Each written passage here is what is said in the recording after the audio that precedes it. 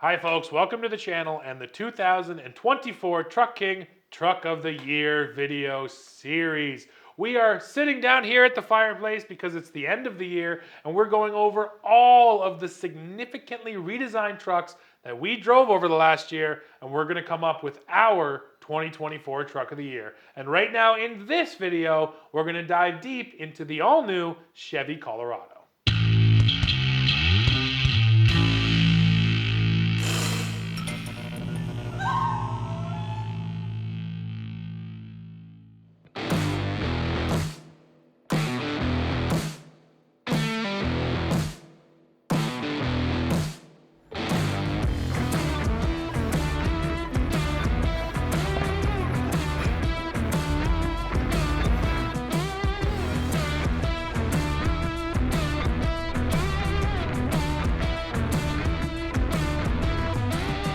This video series is going to consist of 6 different videos. Now we have 5 trucks that are vying for the title of 2024 Truck of the Year. The Chevy Colorado, the GMC Canyon, the Toyota Tacoma, the Chevy Silverado Heavy Duty, and then the Ford Super Duty. So we're going to put out one video on all 5 of the trucks, and then in the first week of January, we will announce our 2024 Truck of the Year. But for now, we want to dive deeper into the 2024 Chevy Colorado. And Dad, we got the chance to drive this truck all over the place. We went to the first drive down in San Diego, where we had the chance to sample everything from the work truck to trail bosses. So we really got a different, cross section of trims down there. And then of course we went back to California to Palm Springs, where we got to go off-road in this truck in the ZR2 or the ZR2 for all my Canadian folks, and the Bison. So we really got some good off-roading done there as well. So again, we've really tried a couple different versions of the trucks in different situations. So yeah, now we got to dive into our thoughts. Let's start by talking about the powertrain, and for 2024, there is less choice. They dropped the V6, they dropped the diesel, they've moved to just one small displacement turbocharged 4-cylinder engine. Although here in the Chevy Colorado, there's actually 3 different outputs available, depending on whether you get the base truck or whether you get a higher trim contented truck. So they've really moved into this new strategy of just one power plant, and then you can still offer 3 different outputs. We've definitely driven the high output version the most, but I'll also say I do remember on the first drive, we got into a work truck which had that base engine, and I remember actually being okay with it. The power output, it wasn't disappointing. You're always getting into some base truck thinking, oh man, this is really gonna be a dog. But we're in a new generation of trucks where even the base engines have quite a bit of horsepower. So yeah, I'll say that about the base engine, is that I liked it a lot. And then with the high output version, I do like it. I think the power is there. My only complaint here, and I said this in the GMC Canyon video, I feel like you really got to dig into that engine to get the power. It feels like it comes on higher in the rev range rather than lower. So that's sort of my one complaint. But overall, the power is up for this generation, so that's hard to complain about. It works, and the fact that you can get the 3 power outputs means that you can match it, particularly when you're going for the off-road versions, which is really where you want a little more juice, because you're spinning a lot more rubber and you get a lot more resistance on the ground. So these things are good. The only thing to remember though is that even though you're hearing 3 power versions, those 3 versions are like here, here, and here. They're not that far apart. So even if you're at the low end, say in a fleet spec vehicle, you're not missing out on that much. Sure. For this new generation of Colorado, we have a brand new interior here. It was necessary. The interior was feeling pretty old in this truck. And yeah, it's absolutely nicely updated. Even on the more luxurious end, it just feels more luxurious now, which is good. And then actually, I think one of the biggest changes in the interior is the new infotainment architecture. They've built a lot more into the infotainment screens than ever before. The one that got the biggest headlines, that of course is the light control. They got rid of the light knob, and now you control your lights up here on your infotainment screen. And a lot of people hate that. Yeah, a lot of people are not happy about that. Even something simple though, like your trip computer, it's no longer in the screen in front of you. You have to go into your center stack, change your trip, and then you can send the information over to the screen in front of you. So they've changed up just how the information is delivered and accessed. process. And in my eyes, they simplified it. I actually like the new infotainment system because it feels a step simpler. These things just continually are getting more complicated, where, like I said, I think Chevy tried to simplify the process. Now, again, some people disagree. In their minds, simplification meant taking more processes and putting them into the screen. Some people don't like that. I think I'm okay with it. The light control, you put it on auto and you never touch it anyway. So personally, I was good with it. I like the new interior, and I especially like the way they've kind of laid out all of the infotainment and electronics. Well, and speaking to sort of uniformity across every trim level, there is one screen size. And that screen size is available on the base truck, and it's available on the highest trim. It's exactly the same throughout the truck. And the more you look at the truck, you realize that that's one of the things they were going for, was sort of ease of production. So it's easier to order these things.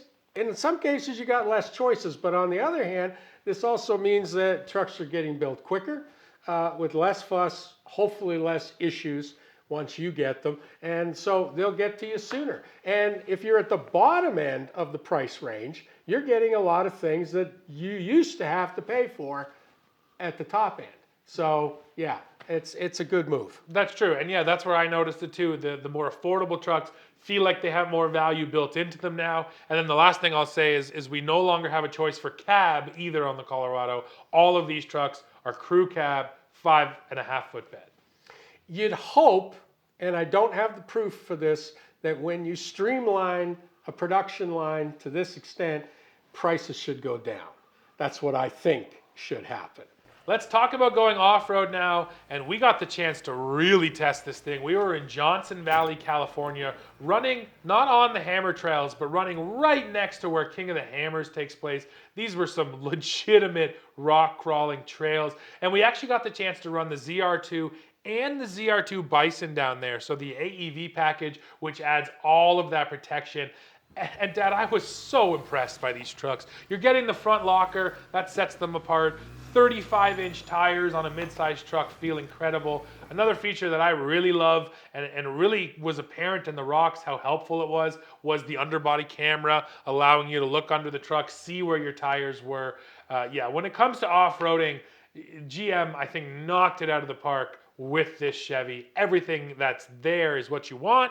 And then protection. You know, I think the AEV packages should be celebrated even more because we keep talking about how expensive these trucks are getting. Well, yeah, I don't want more gear to get me deeper in the mud. I want more gear to protect me from the mud and the rocks. And that's what Chevy's done. So yeah, in the off-roading area, this is one of, if not the best off-road midsizer you can get. Well, and as I think we've spoken before, the screens, the drive modes, more information, more camera angles, one pedal drive. Yeah. These are all things that are awesome for you off-road, and the amount of information that you're getting in these screens is perfect for the experienced off-roader and vital if you're new to this, so that you really get an idea of what it is that your truck is doing at any given moment. It helps with the pucker factor. Sure. And then not to mention the ZR2, don't forget that we also went down there and went 60 miles per hour through the desert, and it absolutely eats it up. So it really does all of the off-road things well. Slow speed crawling and the high speed ripping. And when you get it back on the pavement, it's just a nice daily driver. Totally. Let's touch on towing now a little bit. So this Colorado will still tow 7,700 pounds. That's the maximum number. That stayed the same for this new generation truck. So even though they got rid of the diesel, which was a great towing engine, and the bigger V6, the number did stay the same. So I applaud Chevy there. You know, smaller engine, but they didn't give up anything when it comes to towing. And then I'm actually happy that we're not pushing into crazy numbers in the midsize segment. 7,700 pounds is plenty on one of these trucks. So yeah, I'm happy we're not playing that towing war here with the Colorado. And we didn't get a chance to tow with it. We got to throw that right in there. Sadly, there was a boat, I think it was, that we could tow when we were in California. And then when we got there, they went, no, it's broken. So anyway, we'll get to that sometime in the new year. Fair, but I think, you know what, we can speak to the fact that it clearly off-roading was the priority, or at least adding more off-road packages and features, because that's just what they really stressed on all of the trips that we went on with Chevy. They just went on and on about the off-road capability of the truck. So not to say towing's not important, but no doubt that's where I think their focus was on this generation. Yes. Well, folks, now you've heard all of our thoughts on this new Chevy Colorado. It has more power than it had before, and it's way better off-road, and it's got a nicer interior. So Chevy definitely improved the truck.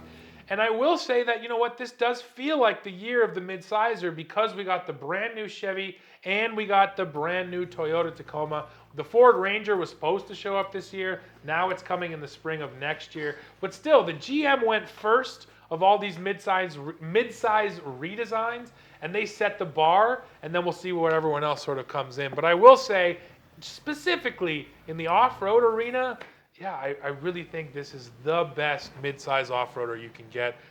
Maybe a Jeep Gladiator would have something to say about that, but these things are so good now, right out of the box. And if you want to go have a hardcore off-road adventure, you can buy a Colorado Bison and go do it. No modifications required. I'd have to agree with that. And the number that you want to keep in mind here is that GM, in general, across the board, with their midsizers, says that 40% of their buyers are buying the off-road models. So, you know what? They realize that that is such a huge group of buyers. And you know what? They've filled in all the blanks to give you the off-road goodies you want. Sure, and we didn't even mention the Trail Boss. That's new on Colorado now too. So there is a truly affordable off-roader in the lineup, because you can't forget about that. It's fun to look at the big halo crazy off-road models, but it's nice to know there's actually something there you can afford. Trail Boss still gets a lift and a lot of the off-road goodies you'd want. So yeah, nice to see they're taking care of the bottom end of the market a bit as well. Exactly. So yeah, folks, I think that's all of our thoughts on this new Chevy Colorado. Now, don't forget, we're going to release a video on each one of the competitors, and then the first week of January, we will tell you whether or not this new Colorado is our 2024 Truck of the Year. So yeah, now we need to hear your thoughts. Go in the comments below. Let us know what you think of this new Chevy. How did they do with the redesign? As always, while you're down there, don't forget to hit like, hit subscribe, hit join to become a member of Truck King. Oh, and hit that notification bell so you see all our videos. And then come right back here to the channel to find out what's our 2024 Truck of the Year. Thanks. See ya.